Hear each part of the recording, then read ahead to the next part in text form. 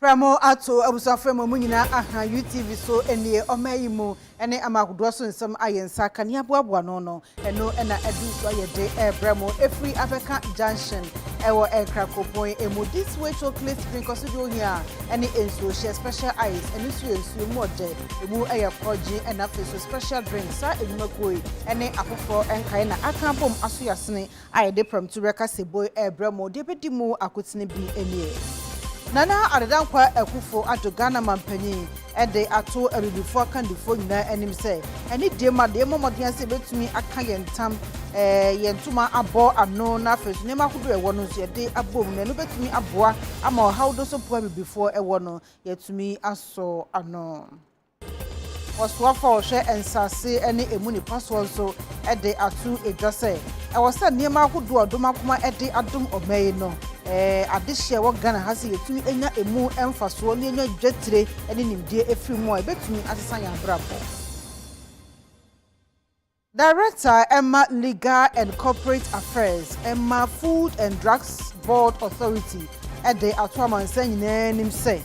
wokọ edidi bia restaurant bia se wokọ didi a eni die mada ye bisa food hygiene permit ansana wato bia no edi Wania eyen empreko ewo memu wonom enkabom ko no emu panyipa akasa de atodwa se akade a wo mode ye adwuma tituru empreko na aduane no ebo no ahuri kosoro paa nti ama wo mu ye adwuma na wo boka wasere asoye ehwe kwa esam so nim se ni de mada won hwe na wo mboa wo mokakra ewo ho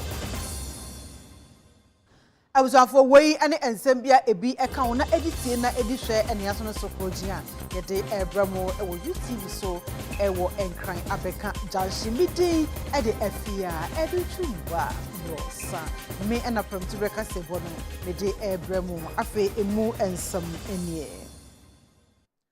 Nana Adutwumwaa ekufo Ghana mampanyi akasa ede ato abibifo akandifo nyanim se eni de mada sa wo hwe wo hawa hodo a etata abibifo na ano ede na edoso nso eno nti sa wo haw no se betumi afrimu a e sa ye resources no yetumi ade ni nyina ebomu na fe yetutu ni yie ehweso yie se de be ya wo hawa hodo a ye famu ene nema hodo a ye nimu akonya bibi sa kwampapa suku adane hospitals ni ade no ye betumi agina ye resources no so ede apebi ama abibiman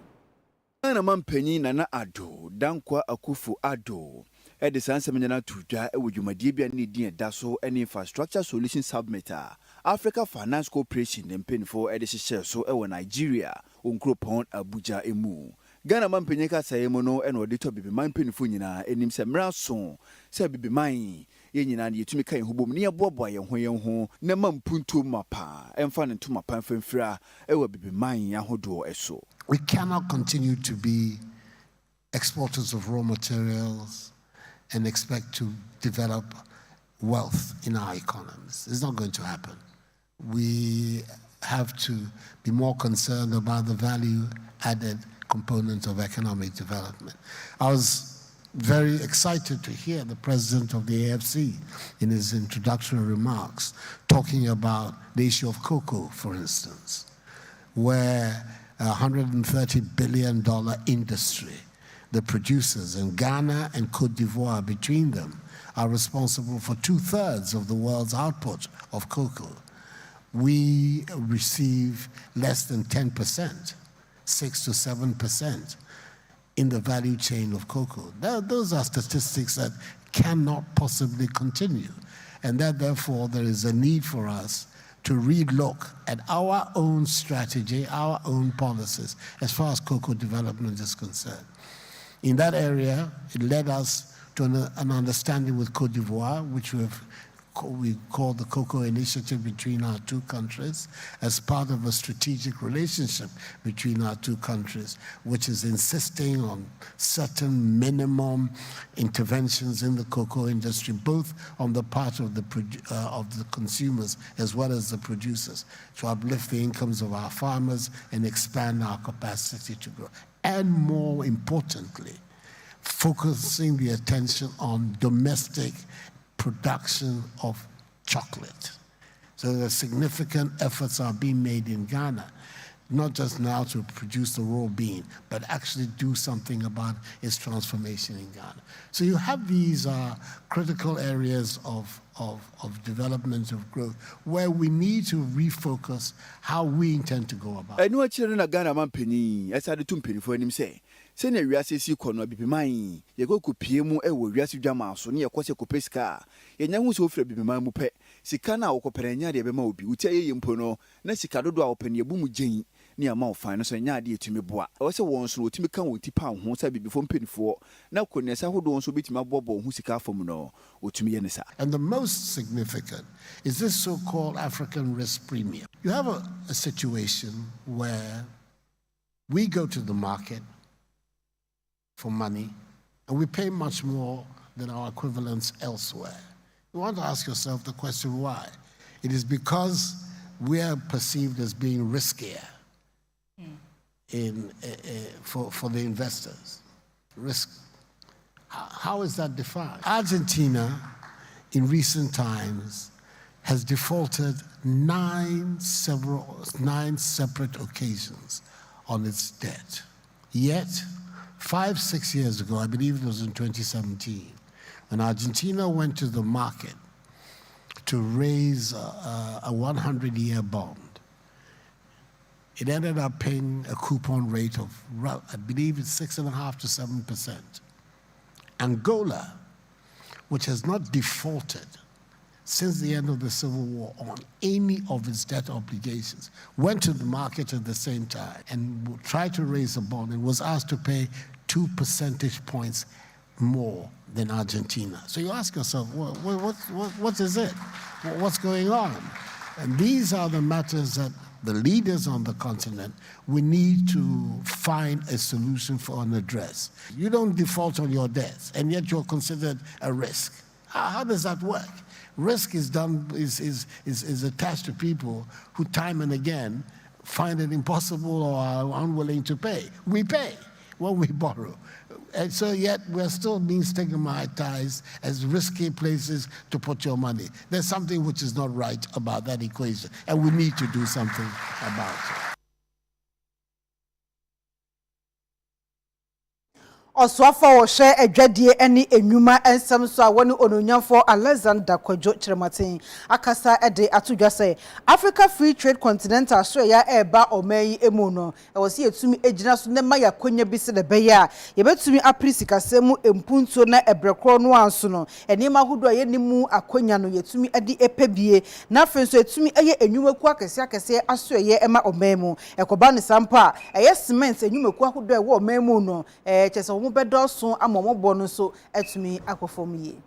Osofo wo no ene de dwadi ene nnwuma so ye na no enu nyamfo Alexander Kwadwo Chirematin ne kasa ye mu no wo chiremu o my Ghana se mema ye ni akonnwuma hodo a wankase no otumi ye bibi meche manufacturing companies no ho e wo man mu a enke beboaye ema bibiman ahodo nyina eso no yetumi adasronko ekoba ne sanso be man puntuo ene nnwuma afa ne ntampa e de frɛ o my Ghana mu ama my Ghana atumi ayeye o chiremu na so ye no ene mpinifo aka bi wum esi nkonwa afa kwampa enwuma wo my Ghana mu no obefa so obeton won niama e de afo chiremu bibi etise cement kamia ko se sanse mpinifo ne hyehyeye bia a eda ho no munti no cement bia wo my Ghana mu eboa ye de je eyesronko eba ne sen ene yeye sa na so sen kan hyehyeye pa eda ho no mu a nka ya de ebo ne be ye baako a enko ye different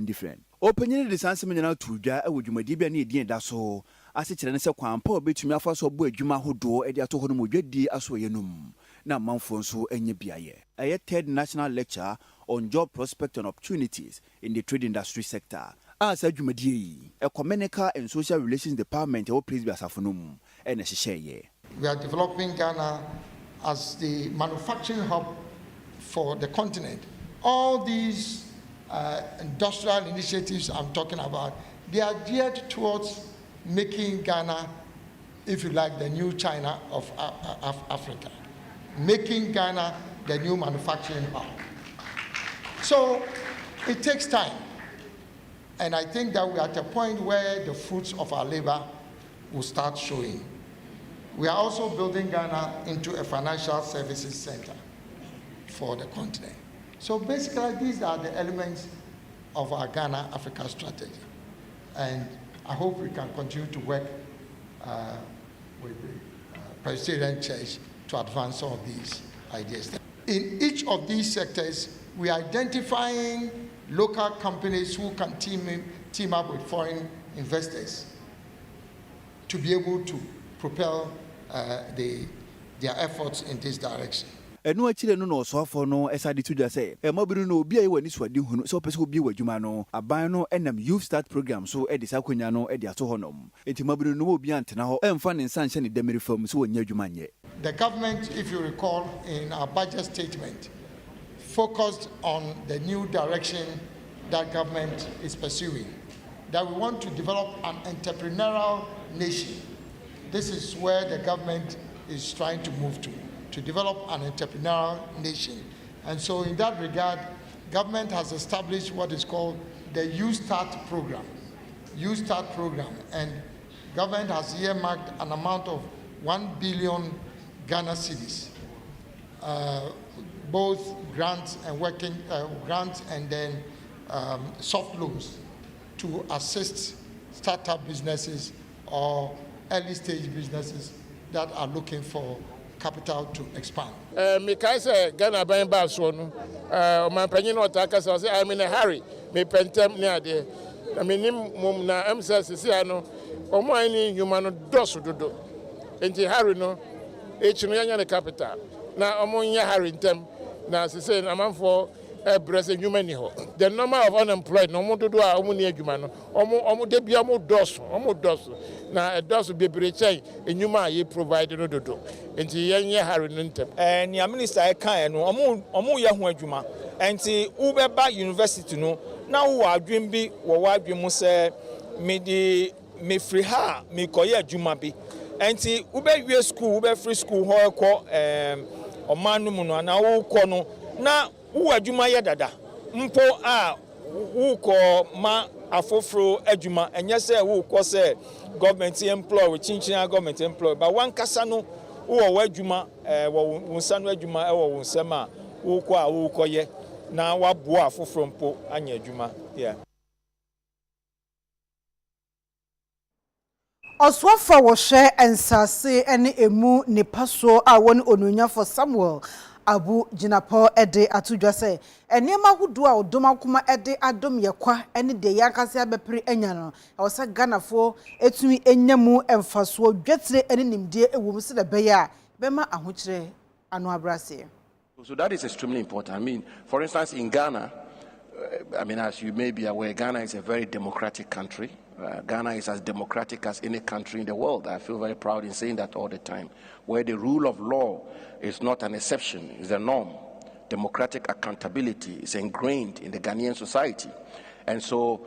in Ghana, the framework for the mining sector is certain, is cast out clearly. And so that if an investor was to take a decision to invest in Ghana,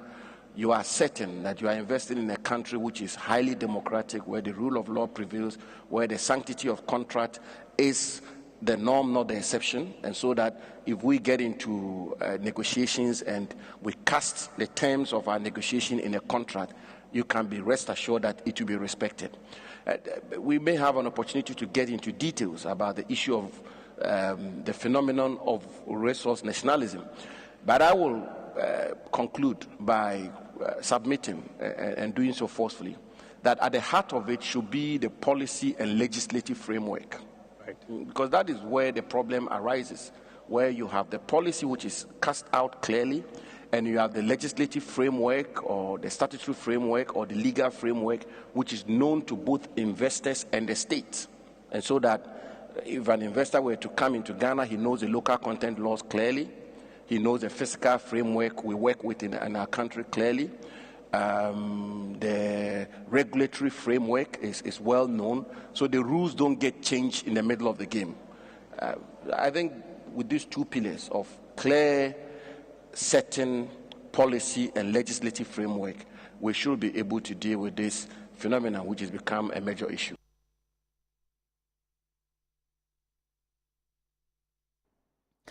Yenyan ntiese akromfa wemfo bi akoto ahye filling station bi so ewo achim abenase amekọ wi ase maami bi mpo de wonom abonisuo yensem twoni kwabena ofori ewo ahoma no so a de etuemu bia no obebo hunkro ede ahwe kwabena so otimenka premtu breka se bosuni ma hen mini aba mejo so boko de oh nyame adom na onsu diem mensu me hu ye pa kwabena de yatie enyan bia no kura bi wom na se no kura bi wom a se ne sitie pote ebo emu ye yo se udu ani tre eye abenase eye achim abenase wo Achimansa district of Afia Yerebi constituency ewo epuya mantem ha areho sema esi ewo Goil oil filling station eye Glory oil filling station asema esi ewo ho na chese eni enyan pa na ni nyina yekopie mu ewo ho ye omo a omankasa ni tiemu bi na asemisi airportin eyi asutire se eye abra na abo nonso ede kọ no nwotwi mu na omo a omo ye adwuma wo ho no omo de omo adwuma ba awie nti eba saa omo kokan omo sika na omo akobu akonta na chese omo atoto omo gate mu na omo akofie eno na omo guso a omo ye eye akonta na omo hu se eye moto a emrantie mienu eteso eba na omo hwe na emrantie no omo kitekitetuo omudu wa no muto eye warning shot baako etu hwe wiem etre omo se omo ban de na chese omo bedi boni nti omo nda omo ho so eno na omo eye ready say ne yem so yemfa yeti empe baabi mfanye sa de anhwe ha na etua akoka obi eti maame baako a ogina eho no mo ena omo call ye no mo bisa ne sika ewo ho wo he ena osi bo miniska bia wa na me kra me ba ha ne me namfofoi eye omo a omo ukoho omo bu eye petrol ni ma no oye ne namfofo ne wo nti oni omu edi nkomo eti ono de enya de se oye adwuma mpo ewo ho na sika bia ni ne ho ene akromfo edi tuo ye pem no na maami eda fom maami sole ye ne pa ope baabi edi ni tifai na emaya miensa na omo wo honom data map ye beka se omo ne no omo duty a omo ye adwuma no aya akromfo aremfo edi etuo ehwe omo so se omo fasika ne mra enya sa de omo bebo omutuo eku omo eti abaya baako a ye ne di nkomo o se ono na ogina ho a omo ba no so de edi kan na baako nso ehye eye edan ni mu eye office wono ma ono nso odi nkan aye na konta owie ananka baako no akọ na ono na one akromfo no eyi anu anase ono omo kasa no na nka ono nso so aso akọ eti ohun se de ade no ekọ no no ohun se omo ye amrobes eti obonani etre ni nuanom omo wo inside no ye dan ni mu no ene omo tutu bogla proof no ena omo se eroli glasses no edisi ani eloki ne se de be ya akromfo entimi emomram eti baako a ono no na nka no susu dimlike ekọhye edem obi ene kromfo no aya kromfo baako puma atuo no na oto ye nyame amfafie ekoka ne ti a ede kọ na adwen ho ama me no kasai ya tabrim no ede ne kokofo bia aban ya resabia oda ho a oja ya resha emu odin pa anopempo yenyane ntie anata omo ben no ye no mu din komo no mu kirema a doctor for ejina no so etre say enyam se de enyama eko no anhwa je so omo tabiri no no de ne ko eye kolebu aye abanya sabia kese e ho na wakwakoto ayarehwe so say emu odin pa na yesani ekopie ho no yehu se tu abuba ewo ho no afen so emoja egugugugu efoma enye fedi agora eye areho sempa na no na me ne emaya ni bi edi nkomo na me bi so mo se sakronfo eba oso a yedi nka aka se anase ya ye kasachre se bibisa no aya mo surrender eba mamu no omo MP presika no ho anase bibisa eba sa aha omo bedi modem ena o kase omo so omo ye adwuma mo obi eti omo suro se bia ye jiska na ombede akobu akontent omo so ye omo adwen se omo bo sika no ho ban eno na ama fofie anto ata ye sutu eya baya baako a damri oda ayaresa empaso a emu ayeden pa eti se uba abnase ye Achimansa district of Afia Yerebi constituency ewe puye mantemo mini abare ho sema akoso wa hanu no bo ewusafo yensem twene kwabena ofori amane bo eno no yet wakase bo no eso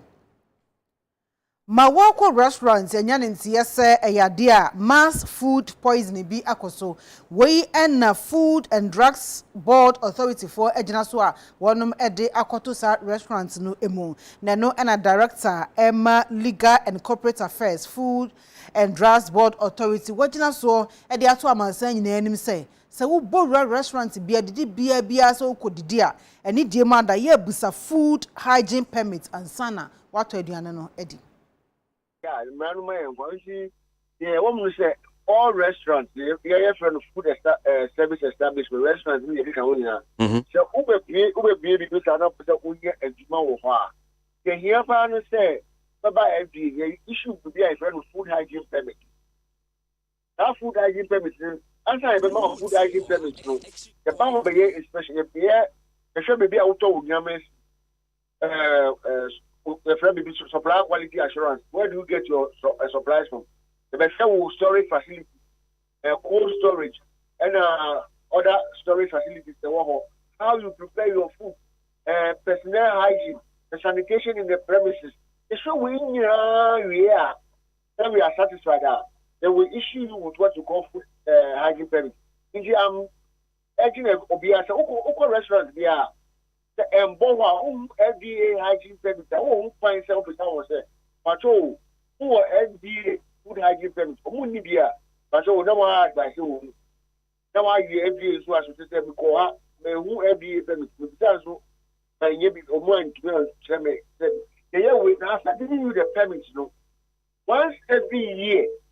the year they have unannounced inspection because the permit is for only 1 year. They have what we call unannounced. The member of time I ain't crowd there, but yes, now the 2.0. We put in place. Are you still following them? So the year on the year argument to see a street vending, home year street vending food. The man was started saying, if you want to man a bit more permit. To call areas was but the more motor watching in the account. Yeah, you create a bit more system, no matter permit. They are trying to do all this things to ensure that the identity now will be healthy enough for all of us. So, Mr. Senate, especially we have the right or the mandate to fetch those facilities.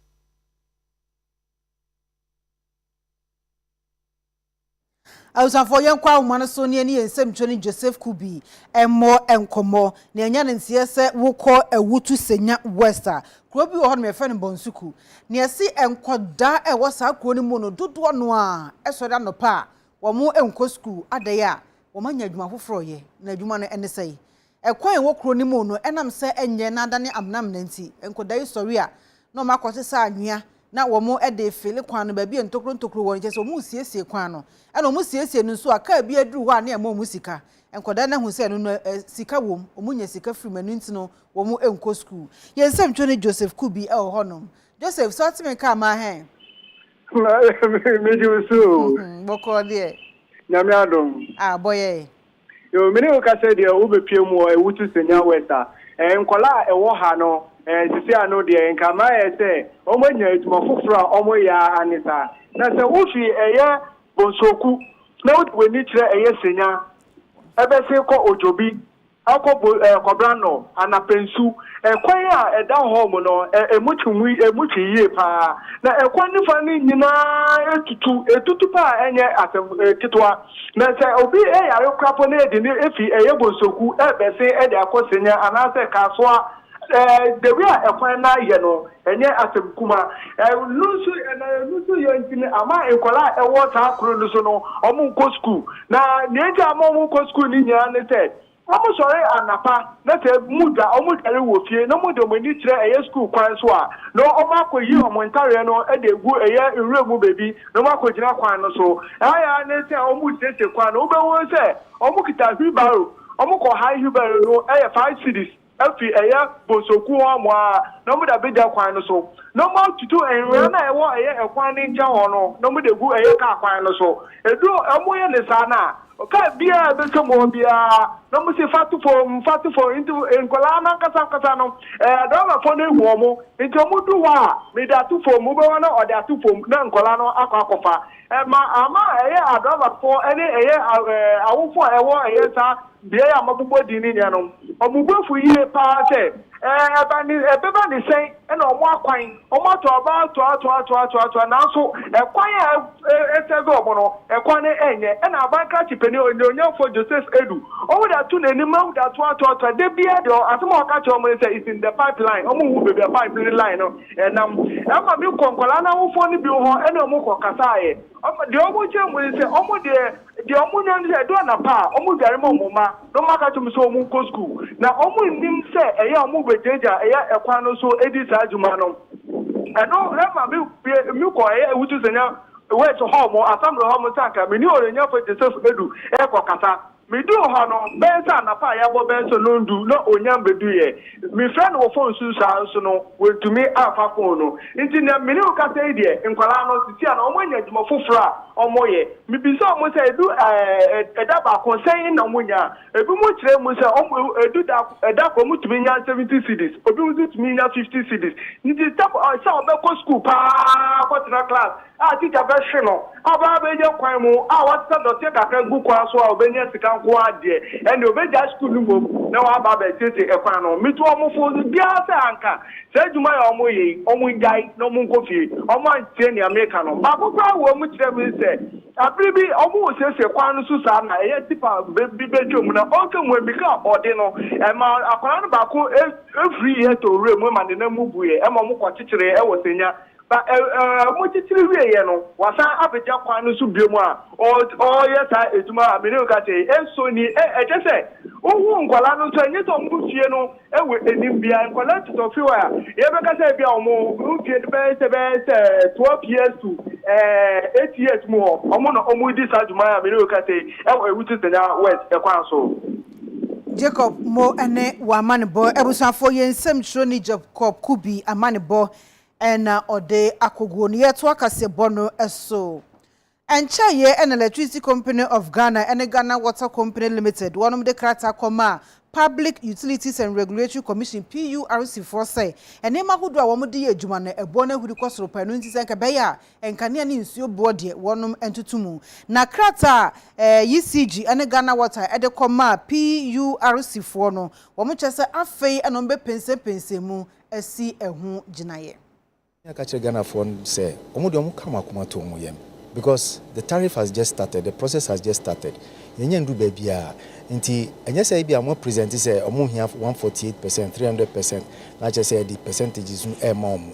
But the hia ne say e betimi akohwe proposals no yie eti omo anu nsem na eni a edi a nkrofo so be kan nyina no na de ni nyina bom before a decision will be arrived at. Say eni me bi wo hono ma ye friend commercial and technical losses. Eyoma from eyoma fort enti eni de e wo so mutimi hwe ne eka bi e ka nkrofo di wo mo Ghana Airport Company kwa de wo mo ka 49 million Ghana cedis na wutimi tena ho emadwume di ko ba ko pe e de ka 449 million say dwume ko no so na dwume oye no woje dollar wo wonye cedi na wutimi ngongoje we ya police for entua enkaniaka woko police barracks bia police for yenam ice water ni ice blocks no ho ye adentina womuntu electricity woko bema camp the same thing aban ko for muti aban fie the same thing womuntu enkaniaka ministers intua CEOs intua ana minimum ni de e wo say yetua quality of service na e wo ho no eye okay say omo be busa for even an increase because wo ho na ye dum kanea wo ho na we yesi wo ho na o kanea aye brown. Is it right to say at this time no omo be increase and number 2 bibi to say omo losses there were technical and commercial losses omo timi collect sika nkrofo de omo ka e ka nkrofo de omo percentage sen and a part of omo whole revenue eso mutimi bie mu ka de ba ko wo mantimi emie mu ankam say ye losses no say na tie the losses no revenue say na ye benyanke yetimi eye den e clear ye losses na eno entimi ama out me say busa question ba ko mo administrative cost eye sen salaries eye tua muti amono meetings amoko allowance amoje eye sen ezi ni nyire betimi ye de yetimi de tudwa omunya utilities ni nyina ehia si omuye transparent eni so omode ade ne hye bulk ba ko administrative cost ebi okwesi ebetimi akate wo baabi maybe meetings ni ne ebetimi akate niema ni bo ho ebetimi akate but the main thing ne wo mo losses no GMPC na my gas so wo hye thermal operations aye wo Ghana ha GMPC the Ghana gas for so aba say ye mo kakra because ewie mo ayeden then VRE for so aba abebusa say mo kakra and sign a gridco transmission company so aba abebusa say mo kakra then the collection agency which is ECG omo ne distribute power no omo ache no magijiska every minute no ho omo so aba say ye mo percentage say wo hwen koma ye di wa ha obi ani ho a obegi atum say ini say ye pe bi kakra ma wo mo that say be 148% in there mean jindi say ye be ma wo 148% but obia aye presentation edin structure ye atokwam a kire ye say e wo say pempenso a ye duru no si ye mpese adwuma ni begu ni e bekodum som ni e beduru pempenso bi machine asai ni ntumi nye ni ye a ene e wo say ye den ye hwe adwuma no business case scenario na omode ato ye nim no na PUS for hwe na omo pekakra ma wo mo.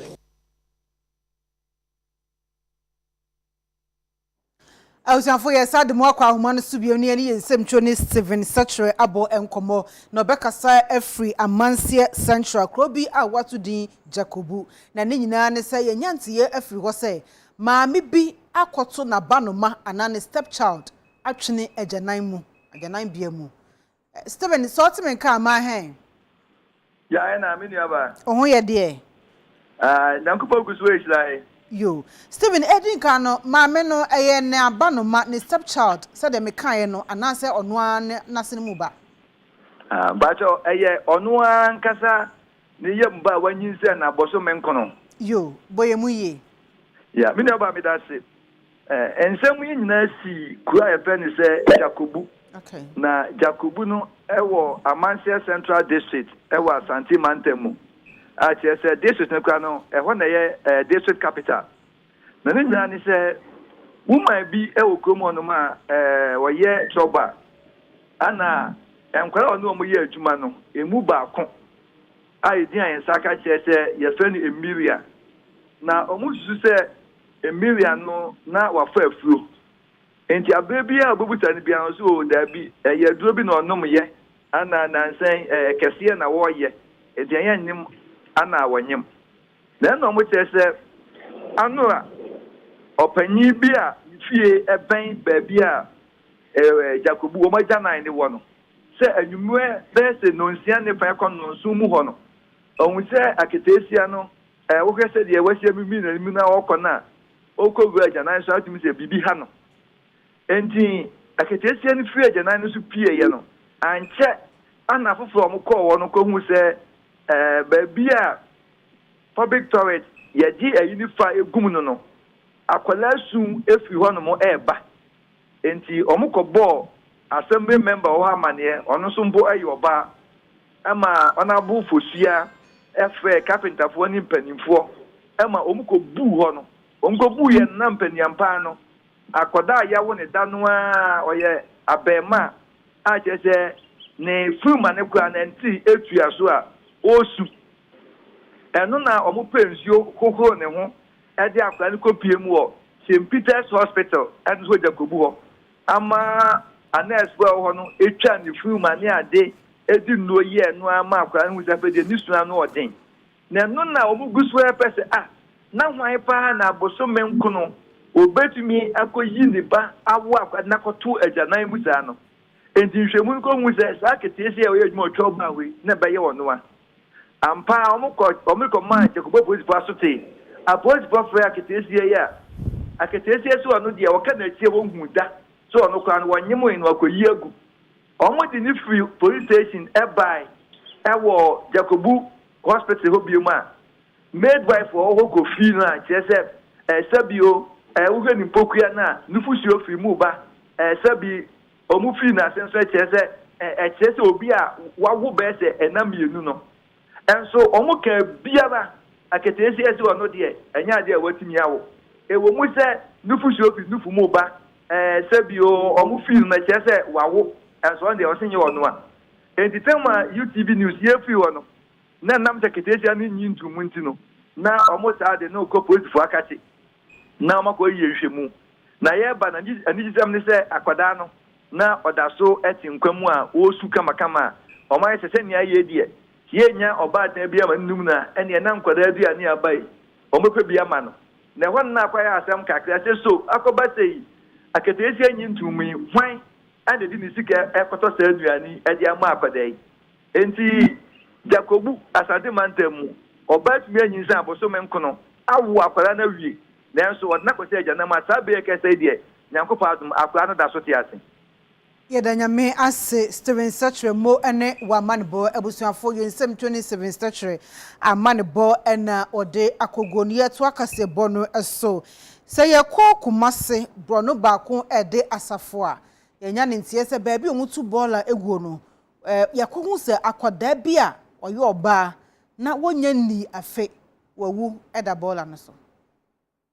ya ewo Kumasi metropolitan area ewa santimantemu ha eda sorry ya akwada a onya afekra bayo afefefefefe obi de namu akoto bola so na onipa wo ye adwuma wo bola ne so no ekwa eso okoye adwuma no petututu ene okohu se abofra no emu ne da ho na no ne ma woteatemu anipa baaye ne ba sa no omanfo wo asafomantemu ho no de wani bubu ye hu se ababa wa bia woni baabi te na wo ye se bijantrani enna wosusu sa akwada no ebeye ne dia ampara ni nuane ampa emrante a won potemu hon mu ni unit committee member ya wo asafo electoral area koso ne pechi se epua ebusa no toto na no anu agye atum se ane abofra ne ye ne ba wonya afekora wo yare ma ne de ne kwa yare sabia na wo koye no ya wono mo ehwe no se wo hwe no wanhwe ne yo sedie yo na akwada no efiri mu eno nti wo de to mrante bi e wo empotemu hanim se wo mo anu no nkosi abofra no ena won mo gye Ghana sika oha adiosia 160 Ghana cedis se won mo besi abofra na ma no ene so akoto no atwene bola so ha se ya fa bola man bia o hwa ha se obi beto bola gu a o hwe na o giska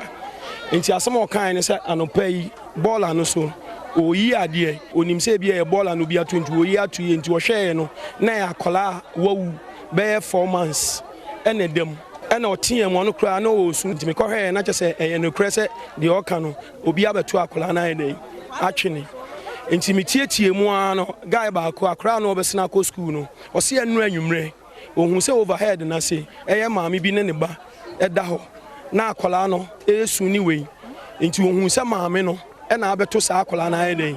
atwene enti mi tracy se babia maami ni wo bia no mekọ akohwehwe no nipa bi kakra bi di manim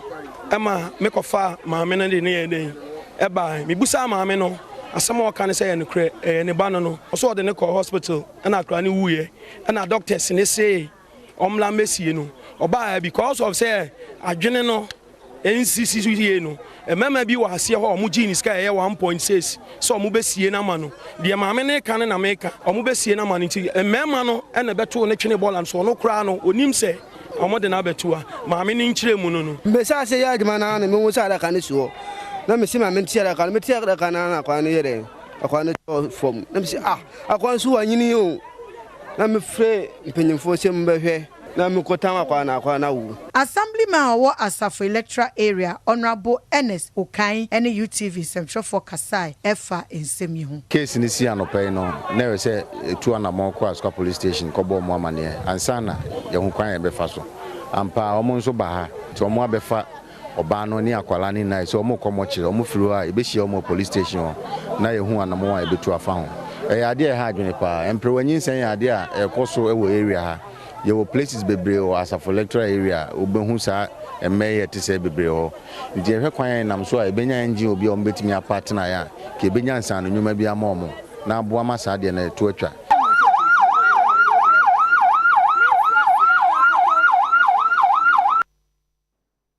Wania eyen empreko ewo omeyi emu womo enkabomko emu panyipa a woni owura Kwame Afia dankwanso ene samtrofo atwetwe nkomo amemu no womo de ato dwase enema hodo mo de ye adwuma titru eye empreko no aduane no ebo no ehuri kwosoro papa ama wonum entimi nto ama womo adwuma no egu wagina so asre aso ye hwe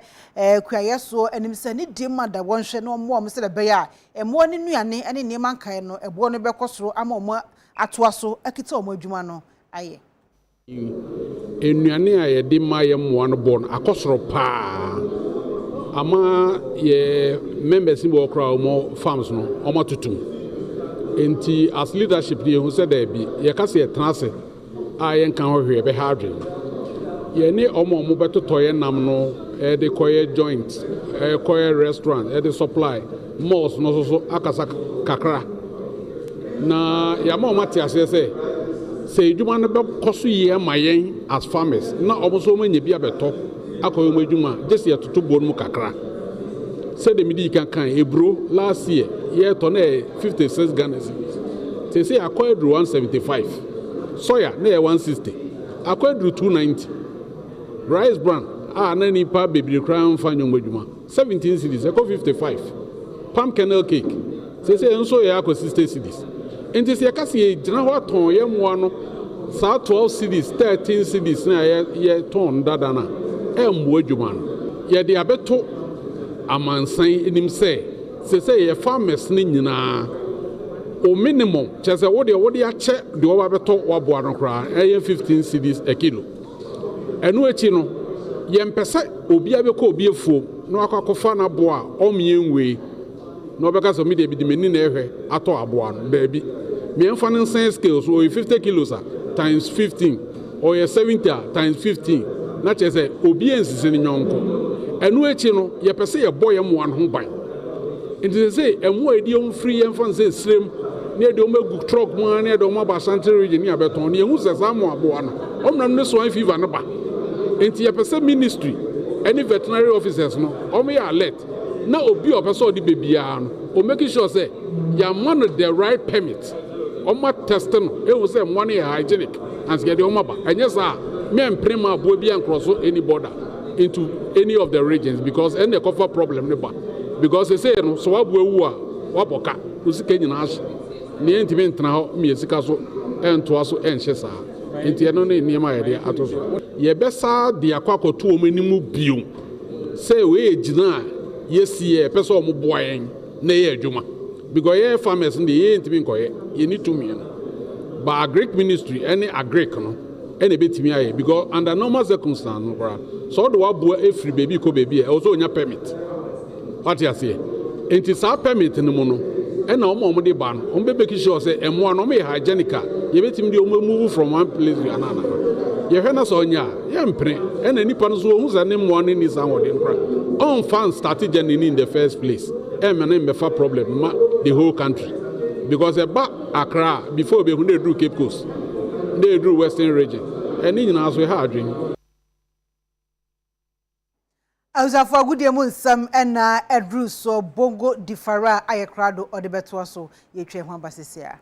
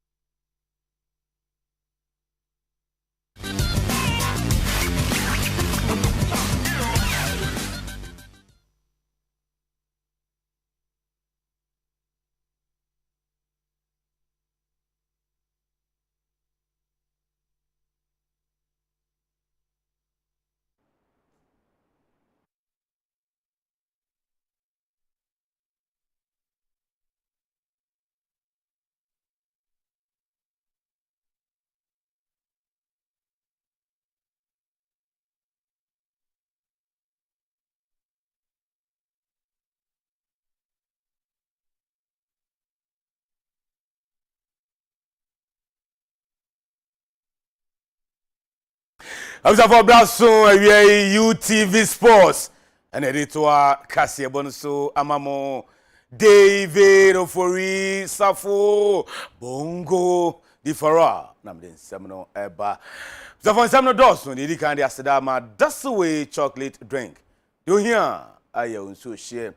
Ghana Coco Papai and ya dan them the I didn't casano, but Tonasi Chumda, Mokumda. You hear? I own so share. Special ice, mineral water, special drinks.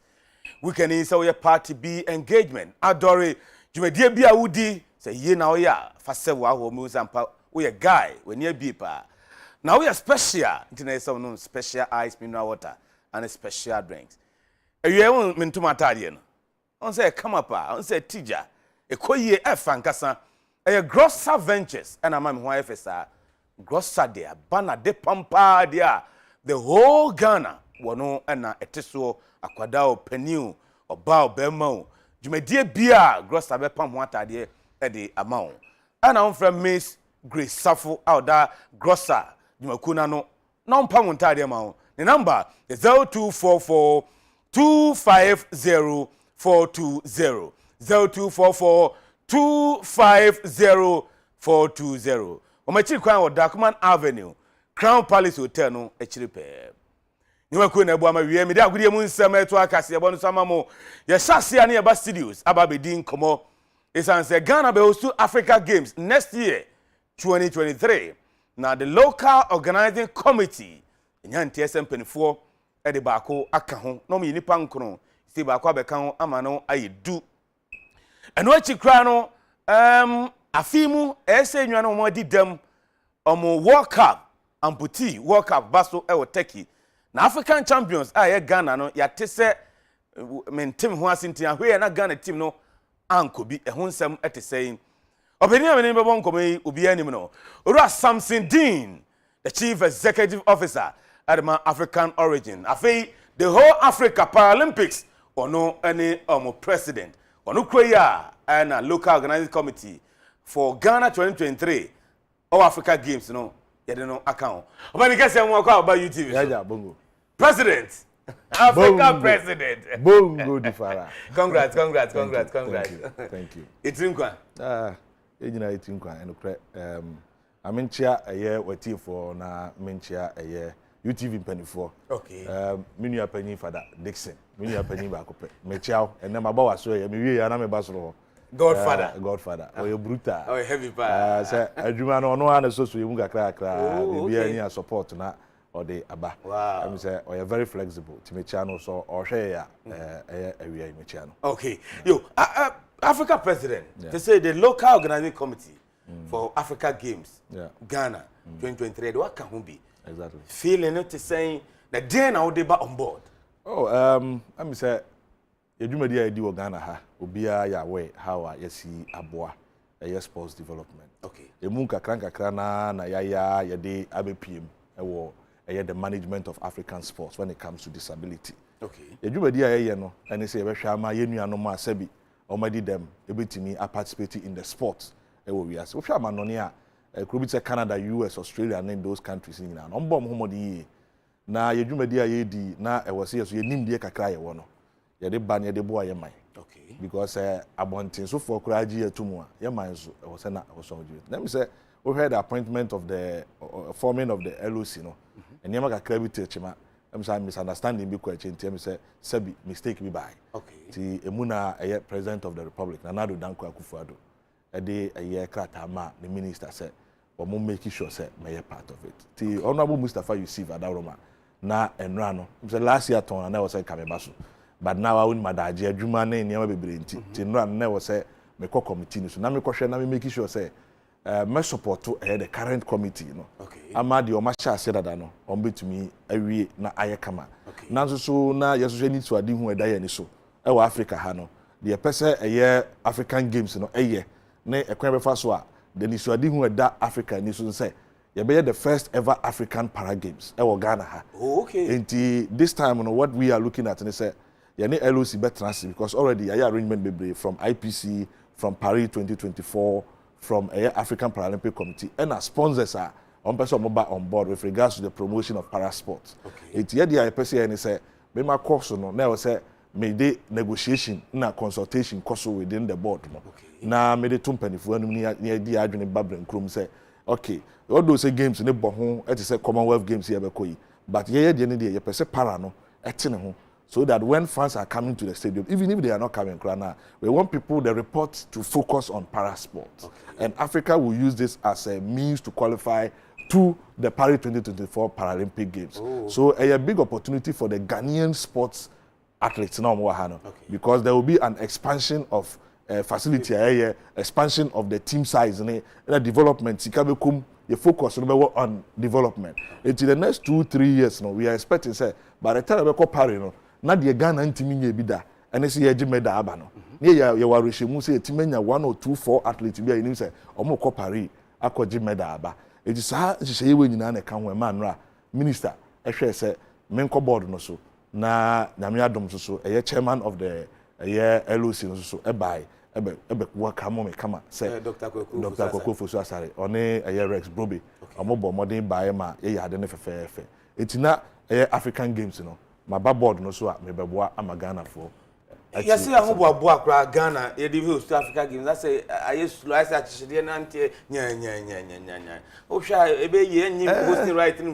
With my experience in sports, the men who say most often, every country be some more development and more preparation towards games. There is always that feeling by the public, say, am I slow? One thing I've learned from outside, and they say they always organize activities who say hania ni adwini sika ho obi o tinchan on tiase there is something we call PR. The PR aspect no should be there. PR no activities are obehye ebi o kra school for nkwala na wo say modi omukọ site ho modi omba stadium mama athletes ni biba ebehia wo mo design shirt bi t-shirt bi mo ye promotions is part of the games but if we have facilities we have bibia na wa ma PR na ma mehemu a ene ya na ma amanfo feel a general perception in Africa ha so normally what washa can 208 e ka be 2 weeks and san Ghana for kra hu say ne ye bebitima abo can 208 because I remember pa say Egypt for kra ba no golden tulip e dem am no so mo mpe ene but they slept there omo journalists dem call new hotel bi so you definitely see this all is because you understand no any finance funding ne maye it most of the time no the budget kwa we see the mamunye we and my problem never but me share dwumadi a Dr. Kwaku so aside ni team no na omudi dwuma na me feel say bibi kakra tichima the PR aspect omobo modern na omudi sika ewuram na omobo dawuro na ma Ghana fo adwen abaso obi mfiri say asemu ye bibi wo kokoma omuhu although there is a problem 1 or 2 problems but it's part of the whole thing that happen in Ghana nko every organization of international event be saying you always face such a challenge. Okay. Yes. Observer yani Ras Samson Dean, CEO of the African Origins. He say Africa Paralympics on only president and LOC for Africa Games 2023. So you don't know I can be in a bon como or UTV Sports. So now upani memra who be Commonwealth Games because so Birmingham, England. Means the same thing crano. What deep benefit mamoko share baby a team Ghana a bed Dania the day. Moko and to saying Ghana team no share facilities I be using there ever boy ama you quite me a winning medals. Me say Okaya 2018 na Ghana Air Australia. The same BBC. Commonwealth Games Australia. Where be I say issues a buy it was not well discussed. The kind of fast wa Ghana you managing issues you managing it. Okay. It's say you always you bad news side essence you share what went into what and our mistakes now we learn over it. Okay. Say Adebako honorable Siama there. And it's a formal international games committee. Okay. International games committee eba be stop and nyama bebre wetim wa come nyama bebre be koso a obi tinchan obi free say adebi makoshe kokoamu na moya ade. International Games Committee, Aduma Honorable Esiama yes, Ombe say, Omo Nebeshe, every international sports will be able to Ghana. See, Ghana need a 2 participating in sports. Omajuma, now we know, chairman, and a Honorable Deputy Minister, Honorable Evans Opoku. Oh, okay. Enti Obekaya, Memen Makontu name, Shaya Mayano, emra me as a Ghana Paralympic Committee me receive a letter from Luton Council. Okay. Some person who host the Ghana team. Na Ghana team no na emfa able no ho. Only persons with disability para sport for no nko. Okay, omo di dem no nko a. Nti se mo ye 10 na on person omo efa ye ho ka. Ne nko a ba camp wo ho. Nti na sene on person ti me koye na me say oh da bi. Ghana team size na nso sa e ba para na. Okay. But ye be pese omo ma ne cover a whole team ni nyina Ghana team ni nyina. Na aban no kra be bam kakra abetua kakra e be boa. Ti di sa ye sa nhye no. Na ekoba se na wose me de betu minister nim. Minister so tia super no so honorable Mustafa Yusuf. I think was a very good thing. Enti obepese International Games Committee ebe som na omotu ho anamo. Na ma deputy minister na chief director na me ka ho me so me member of the Games Committee. E ma ye koye share facilities. We were so satisfied and I feel say the best. Na the America and he said as part of the Games Committee program, no, the high and say Ghana be called pre-games campaign. Okay. A part of it. The pre-games campaign in here, Ubekaya, France, USA, Holland, baby, omu tu kwaya. Say omu ko krobi so akoye sporter. Omu ta tu kwaya ko tena kro no so for some time. Yeah, Africa for ne dey be yesu sika ho. Because budget no be no, ube convert the be series na ko million. And so omu abrofo dey omu sika ni ntino. Omu firi ni sa. Eti ya na enema difficult ne ba ya na ntimi yebusi akotena Cape Coast. Ebu ya at least this sunyane. So omu tema and omu training. Untumi nya international standard and the feel. Whether any different facilities exactly. Enti no na minister say okay, you be call campaign. Enti approvals no process no was so yeah enti you here purposely for the team no. Na ye tena se ne yesi dabi Ghana enimguase na esi sa mre bi ne yesi nkofo bi ko na visa bi mu nka ho na hwan this time no minister say on pene sa aban ne so on pe sa de na tie bi enti every activity bi e be koso outside Ghana bia no on be madwumaku no be hwe na wa hwe se Ghana form pe so mo kohwe bi visa enya me na medema enya aban na dema ba aban no so betima boa ene embassy kro na oye in charge no akasa say agent we ni appoint no oho na Ghana for ne fa mo fa visa ne mo esa say betime mu Ghana for dodo a wo mo enya age pin ekokohwe ebie say be ya ye be cut off sa niam bebre na ya na esi no say na ma ministry no say me adwumaku efe no Africa Origin Travels and Sports Tourism en fa Ghana for dodo na no enko UK. Nti Ghana for person mo ko no because nipa bebre person mo ko UK for Birmingham Games no ekwan be no mo be fa so ekwan nipa no be ya ne say uhia passport obetu kwan a e wo so wo passport wa nya passport a untumi nko ba bia yemfa krata fufuro bia ntu kwan e passport Ghana card aba na so Ghana card no enuru pepe so obetumi akodu obetumi de tu kwan say o ko UK ho obehia visa esi ye ni digital visa e wo UK ti say Dubai dey and print paper amount eti ube hiya visa wo passport unya visa no wo passport no anta no akọ enhye ya aban ne de ba ne say o se bepi obi tu kwaya say o kofa 400 million bra kofa 300 million bra kofa wan say ya aban sanction program a minister say on pese obaji jisika bi sa ne ma na nya ade o mope service fee na embassy ne je no ene wo service fee kakra wo je no faka ho nipa no ko no wanya fine wanya lala sudala nipa no ko ne ba bi enya fe na be ka se o yati ye de se ekwa brochire o de 400 million ebeko ebi so de 200 million ebeko entu hwa ekoba se ye accounts ye audit ye bibia wi ye hwe cost involved in the whole project no de ekoba ye se na ye beji obia 5000 Ghana cedis na tie we 5000 no visa fee ewom 5000 Ghana cedis no ye free bi scanning fee wo ko TLS a omoju se scan na ye ba bia embassy na ye si wo se ho ne ye be hwe ni ayo fingerprint no musika o mogene no ansana baby a obeda no hotel no edan no se bongo uni se tu kwan a edan ba ko na nipa 4 na yatim na bia ba ko da soro ba ko da form uko secondary school a we common thing eti bank bed eti bia dan na $100 e chema mu nipa 4 no we 25 to say sa na ayefo eni bo na nya den eti ye check in nyina no na e wo se Ghana ni bia timi tua 5000 Ghana cedis na 5000 Ghana cedis na wo de je penye no wetima apply visa no on second visa and your brother BT USA obetwa twa ticket amount o brother BT Canada obetwa twa ticket amount and now ba kwaje bosia wa ha no obetwa ticket amount betuma ye wo pese ye aso so ne betwa ticket amount wa ye be head system nim ye boa ye de je no say 100 million ya catch you say 100 million ne ye twa ticket in the account amount but baby a obeda wo ho ye car na e be fa wo e de wakọ ye hotel ho from airport no say be ya unko duru ho na unko fo black cap you unko duru a black cap no unya ntra mu no kra no wodo to sika ni mu a £5 wo be move 3 car park wa pie no na be £10 unu ba bi a wo kona na £100 wo sika na de ba ya ne kra ya ji ni nyina ma na sa enti na eno hyehyeye no na aban no ye say ye make sure say ye nkogigi nkofo sika bia be de asembeba nipa ni tua 5000 tua anniversary fee ma no tua eke wo hu nyina fa numbers be na yem friend so that eti akonya eda ho we de madaroma ne say obe friend 0544 347001 na 0544 347002 na 0544 347003 me pacho sentim man 0544 347001 0544 347002 and 0544 347003. Na yese Ghana amputee say qualify nwana mo adidem akọji Africa the whole Africa omo kokro mo anya support bia na yese omo ko World Cup yese mansonti asem we a okay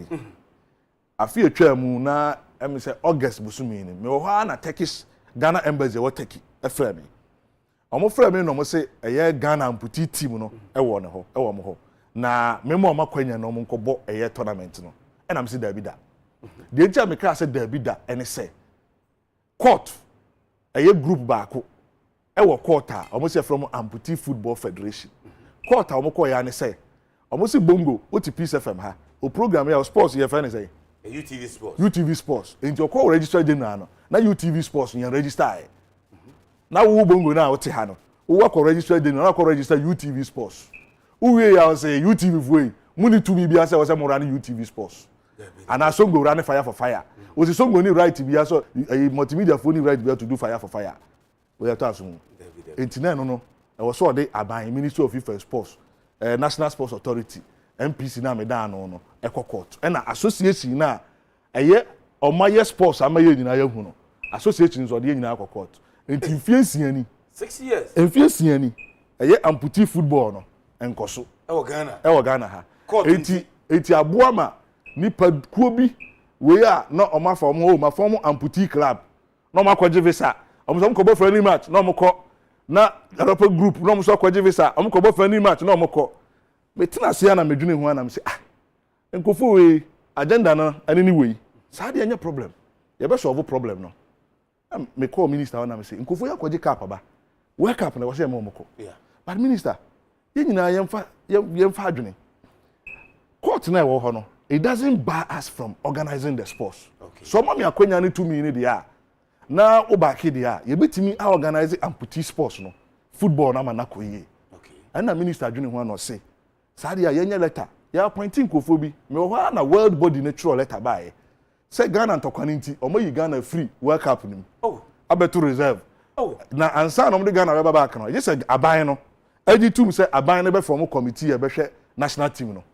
e say me so meji tum say ye betua eka bi e wo ho bi e betua ba team no akọ Turkey wakobo World Cup no na me so eno kura na ya transfer da ya letter no na me send letter no omo hwe ya no mo se da bi nipa ba ko bi wo list ni mu a omo mpese ni din beka ho esan say ono so kan wo ma omo court no ho esari ya yenyi obi a wo court so wo for ana wo against yenyi obi a free na omo sa ma a list of names a omo mpese omo beti omo di kura wa amputee sports ho ti eno ho amane na me koma minister wo be hwa e me say federation for no